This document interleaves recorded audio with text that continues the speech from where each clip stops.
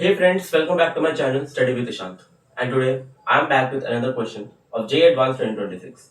And this question is from the chemistry section and from the chapter solution. And this question was asked in paper number 2. And this is one of those type of questions which you can solve even by reading NCRT. In my previous video, I think 2 videos back, I have told that I will bring a question in which the pure NCRT concepts are used. This is that question, which is the question from the 12th portion, physical chemistry, solution chapter. And this question will help you to recognize the significance of NCRTs. NCRTs for physical chemistry is generally ignored by students. But yeah, you should not do it for class 12th. You can do it some extent for class 11th. Like for equilibrium and thermo, you can just skip the NCRT. You can just rely on your notes. But yeah, for the equilibrium and thermodynamics, the question practicing is much important. Now, if we talk about the class 12th portion, solutions, kinetics, and electrochemistry. These three are the chapters which are the primarily the most important chapters of physical chemistry. You have to rely on NCRT. First of all, you need to cover NCRT line by line. Okay? Then you can solve the JEE advanced question as well. Okay? Because in NCRT, a minute point information are there which JEE advanced asked, and JEE mains is always rely on NCRT for physical. Okay? Now we will be solving this question, and this is quite an interesting question. And but the calculation which is there is a quite lengthy calculation. So yeah, calculation might be a trigger here, but yeah, this question is overall easy. So let us read this question. In a solvent S, a compound B is partially dissociated into C and D as given below. In this question, we have been given a reaction in which B is getting dissociated into 2 moles of C and 2 moles of D. Okay. Next, B, C, and D are non-volatile in nature. B, C, D are non-volatile in nature. The molar mass of B is 10 times the molar mass of S. I will give you one advice. If you see this type of question where only language is there, you have to write all the important information in a blank space. So first information, what is there? The molar mass of B is 10 times the molar mass of S. What is S here? S is the solvent. So obviously B would be solute because B is getting dissociated into 2C and 2D into a solvent of S. Okay. So the information is given as molar mass of B means molar mass of solute. Solute is 10 times molar mass of solvent. Okay, this information will be given in the first para. Okay, now next, the standard boiling point and the standard enthalpy of vaporization of S are 400 Kelvin and 10 RJ moles respectively. Okay, R is the universal gas constant 8.314. Okay, so next information is there. What? Standard boiling point. What is the denotation of the standard boiling point? How do we denote it? We denote it by TB naught. Okay, TB naught is equals to your what? 400 Kelvin. 400. Okay, 400 Kelvin. And what? Enthalpy of vaporization means delta HV, which is what? 10 R. Okay. Now, uh, further it's saying that a solvent in B in S with an initial concentration of B as 0.25 mass by mass has boiling point of 408 Kelvin. Now, the boiling point is given, means the TB is given 408 Kelvin. 1 bar pressure in this solution, the mole percent of B that would be dissociated is dissociated mole percent. What does it signify? You have to find the value of alpha. What is alpha? The degree of dissociation. Okay. One information which has been given here, concentration of B, which is what? 0.25% mass by mass or W by W. Okay. Now we have to what you have to find? We have to find alpha. So one code we have cracked. We have to find alpha. How do we find this alpha? Your TB naught is here. TB is here. Okay. You have been given delta HV.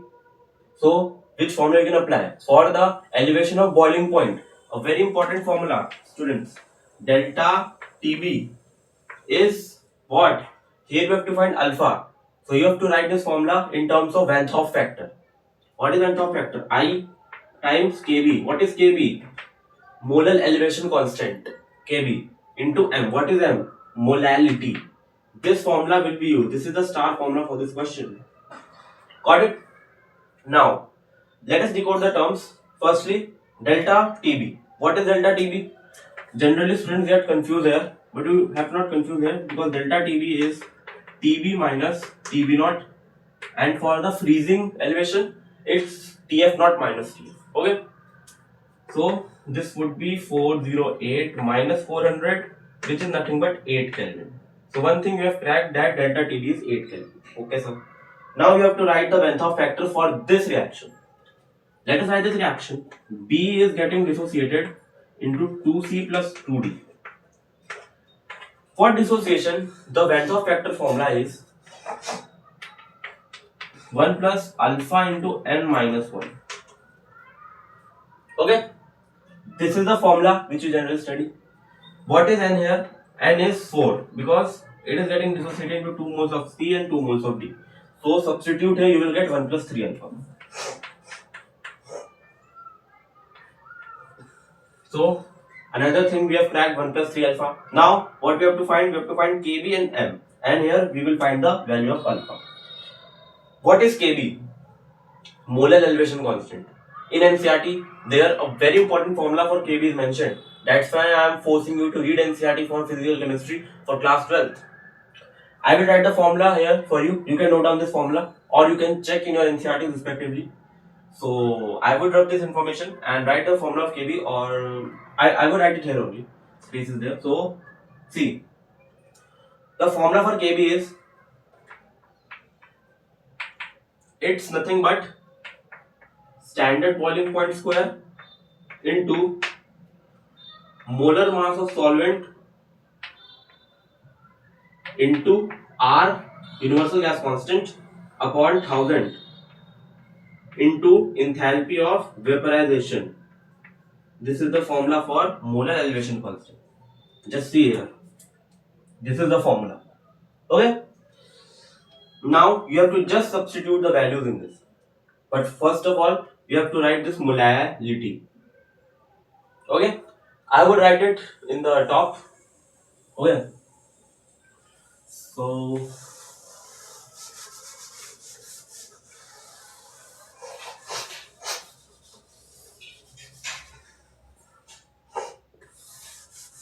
see, Kb is here. Now you have to write molality. What would be molality? You have been given the concentration of B is 0.25 mass by mass. What does mass by mass denote? Now mole concept is involved in this question. Usually in solution, mole concept has a variety of applications and a vast application as well. 0.25% mass by mass.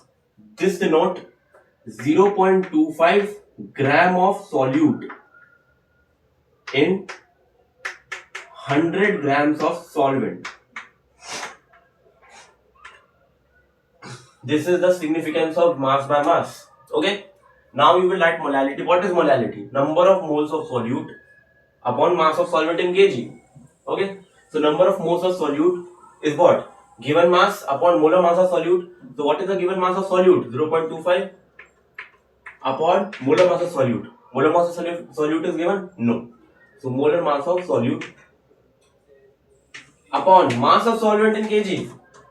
What would be mass of solvent here? Many students do mistake that they write 100 grams here. No. For an intermolecular mix, the mass of solvent will be here 100 minus 0.25 mass of solvent. It is dissociated in 100 grams of solvent, so the actual solvent mass would be 100 grams minus 0.25 grams, which will be nothing but 99.75. Okay, 99.75 in grams, so we have to convert in kg, so divided by 10 to the power 3.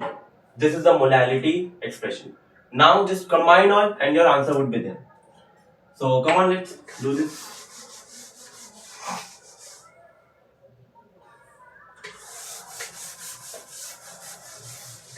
Now see, let me check the chalk color to the green. Okay, now delta TB is I KBN. Okay, what was delta TB? 8. 8 is equals to what was length of factor? 1 plus 3 alpha. Now for KB, what was standard boiling point? 400 Kelvin. Okay, so it would be nothing but multiplied 400 square into mass of solvent, which is not given, into R divided by 1000 into enthalpy of vaporization, which was 10 times R. So 10 times R into molality 0.25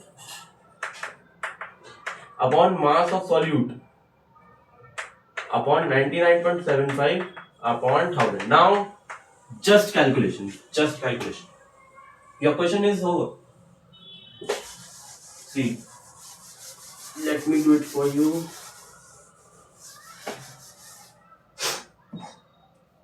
Another relation which was given to you was mass of solute was 10 times mass of solvent.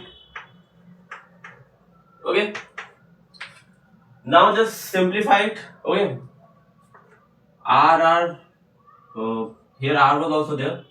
I'm extremely sorry. TB square molar mass solvent into R. R was also there into R. So R and R cancel. Okay. And you have to just simplify it. 8 upon 1 plus 3 alpha is equals to what? 16 into mass of solvent upon into 0.25 upon mass of solute into 1000 upon 99.75. I will be doing the full calculation here. Okay. So now from this relation, mass of solvent upon mass of solute, the expression is mass of solvent upon mass of solute. It will be what? It would be 10. Okay. Or you can say the mass of solvent upon mass of solute. So mass of solvent upon mass of solute would be 1 by 10. Okay. So 1 by 10 means 0.1. So 8 upon 1 plus 3 alpha is equals to, the zeros are cancelled from here, 16 into 0.25 into 1000 upon 10 into 99.75. Now this cancel and this becomes 16 into 25. This 0 also cancel into 100 upon 99 into 75. Clear? Now see, 8 to the 16. Okay, this would be multiply and this become 50 into, this will 5000 upon 9975. Okay, this is the final fraction. Now 1 upon 1 plus 3 alpha, it is 5000 upon 9975. So this will be 5000 plus 15,000 alpha is equals to 9975. Okay, so 15,000 alpha is, this would be minus and it would be 3975. Okay, this would be minus, sorry, it would be 4. I'm really sorry, it would be 4, and the alpha will be 4975 upon 15,000, which you will solve. So you will get 33.17. 33.17. Okay, but we have to calculate the percentage. So percentage of alpha will be what? 33.17. In percentage only you have to write it 33.17. So alpha is coming out to be 33.17 in percentage. Final answer. Okay. Now the answer is 33.17. This is the final answer for this question. I hope you got the question. So this was a quite interesting question where the concept of solution plus mole concept was vastly used. Okay. So I hope you liked my video. If you enjoyed my video, so don't forget to give it a big thumbs up and subscribe to my channel Study with Ishant. And I will be back with another interesting question of mathematics tonight. So stay tuned with my channel and I will see you guys in the next one. Good luck.